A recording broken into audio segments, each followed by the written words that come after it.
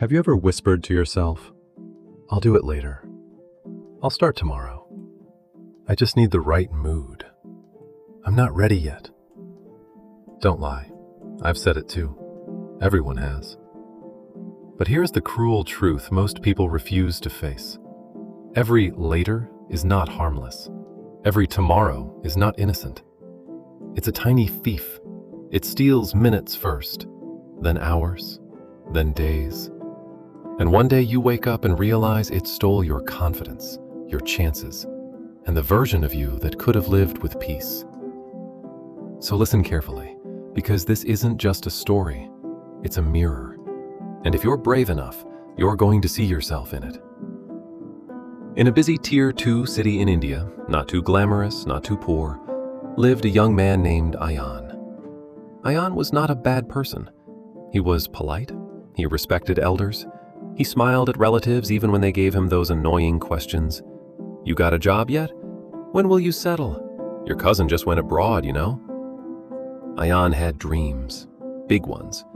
He wanted to earn well, support his parents, and someday build a life that felt free. But Ayan had one habit that quietly ruined everything. He delayed. Not because he was lazy in the obvious way. He wasn't sleeping all day. He wasn't partying. He was just always postponing.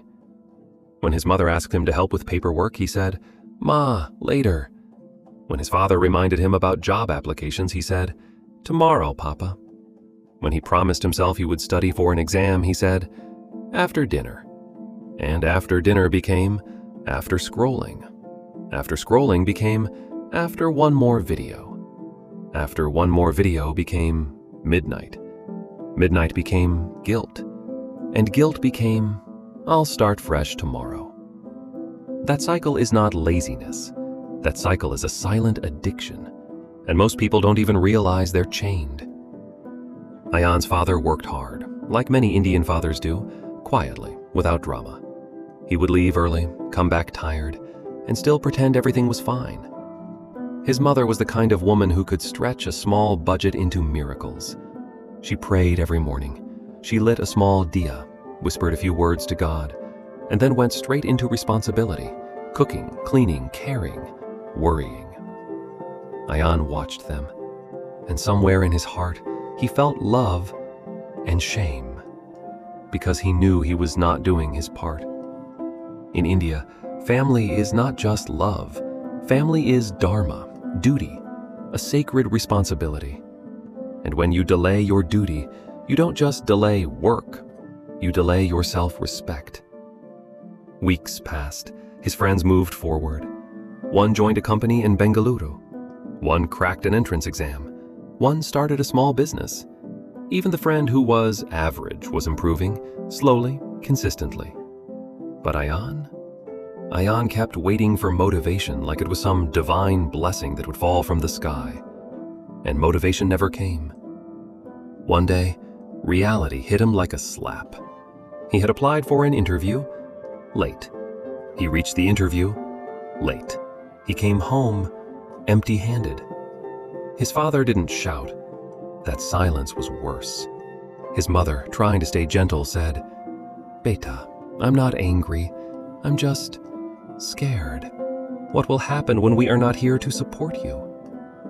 Ayan wanted to answer, but his throat tightened, because deep down, he was scared too. That night, he lay on his bed staring at the ceiling fan. The fan turned and turned, like time. No matter what you feel, it keeps turning.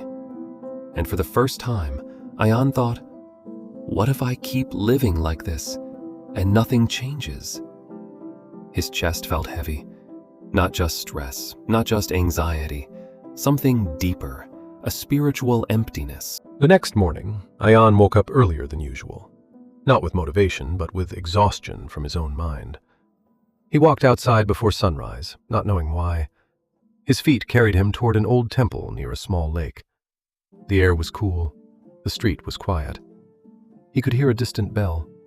A dog barked once, then silence again. He sat near the temple steps, watching the diya flames inside. And there, under a peepal tree, he noticed an old, monk-like man. Simple clothes, calm eyes, face lined with years, but his presence felt strangely peaceful. The old man looked at Ion and said softly, "You look like someone who is tired of running without moving." Ion blinked. He didn't know this man, yet the words landed like an arrow. Ion tried to laugh it off. "I'm fine, Baba." The old man smiled. "No, beta, you're not fine. You're delayed." Ion felt something crack inside. He didn't want to cry in front of a stranger, but his eyes got warm anyway. The old man didn't judge him. He just said, "Come, sit." Ion sat. The old man pointed to the temple door. "Do you know what people come here for?" Ion shrugged. "For blessings?" The old man nodded. "Yes, but the biggest blessing people ignore is the one they already have." Ion looked confused. The old man picked up a small stone from the ground and placed it in Ion's palm. "This is your day." Ion frowned. "A stone?" The old man's eyes were steady. "Every sunrise, God places a treasure in your hands. Not gold, not money, time." He gestured toward the horizon where the sky was slowly changing color. "And every sunset, that treasure is taken back. It does not return. Not tomorrow, not next year. Never." Ion's throat tightened again. The old man continued, voice gentle but firm. "When you say later, you think you're delaying a task. No, beta. You're delaying your dharma. You're delaying your destiny." Ion whispered, "But why do I feel stuck? I want to do things, I just can't." The old man nodded like he had heard this 1,000 times. "That is karma." Ion looked up quickly. The old man explained, "Karma is not punishment. Karma is memory. It is the groove your mind falls into again and again. Each time you choose comfort over courage, you strengthen the karma of avoidance. And then one day, even when you want to act, your mind pulls you back, like a trained animal." Ion sat frozen, because it was true. The old man leaned closer and said something that Ion would never forget. "You are not lazy. You are afraid." Ion's breath caught. Afraid of what? Afraid of failing. Afraid of being judged. Afraid of trying and discovering he is not enough. So he hides behind tomorrow, because tomorrow is safe. Tomorrow doesn't demand courage today. The old man pointed to the temple bell rope. "Do you hear that bell? It rings only in the present, not in tomorrow." Ion's eyes filled. He asked, "So what should I do?" The old man smiled softly. "I will give you a ritual, not superstition, a practice." He placed his hand on his chest. "Every morning, before you touch your phone, do 3 things. 1. Put your hand here. Feel your breath. 10 slow breaths. 2. Say one line like a mantra. My dharma is one honest step today. 3. Do one task for 10 minutes. Just 10. Not to finish your life, to break the karma." Ion hesitated. 10 minutes is too small. The old man's smile faded slightly. "This is why you suffer. Your ego wants a grand transformation, but your soul needs a small beginning." He paused, then said something sharp. People who wait for perfect motivation are cowards in spiritual clothing. They call it preparation, but it is fear. That sentence hit hard, and Ayan knew it was true. The old man softened again. Beta, God does not bless the plans you keep in your head. God blesses the steps you actually take. That day, Ayan went home differently. Not excited, not magically changed, but awake. The first thing his hand wanted to do was reach for his phone. He stopped. He placed his hand on his chest. 10 breaths. He whispered, "My Dharma is one honest step today." Then he opened his laptop and did one thing. Just 10 minutes. One application, one paragraph, one page. One small step. And something unexpected happened. He didn't feel like a hero. He felt calm. Because for the first time in a long time, his mind saw proof. I can act.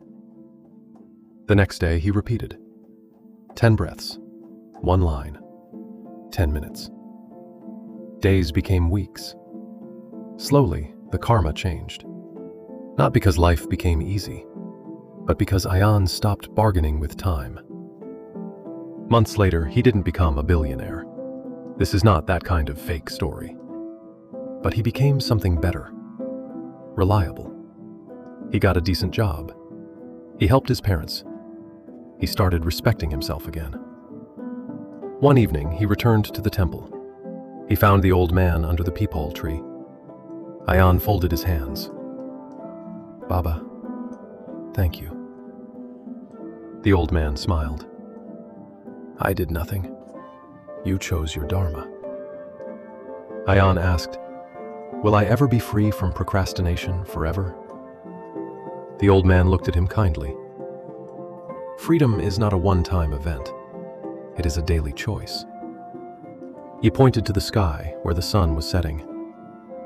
Every sunset closes a door, but every sunrise opens another, if you have the courage to walk through it. Now listen to me carefully. If you are watching this and you feel that heavy thing in your chest, that guilt, that fear, that quiet panic that your life is passing, this message came to you for a reason. Not tomorrow, today. Don't be weak. Don't be dramatic. Don't sit there romanticizing your suffering. Do the simple thing. Right after this video, take 10 breaths. Say, my Dharma is one honest step today. Work for 10 minutes on the one thing you keep avoiding. That's it. And in the comments, write this sentence. I start today with one honest step. That is how karma changes. That is how destiny moves. That is how peace begins.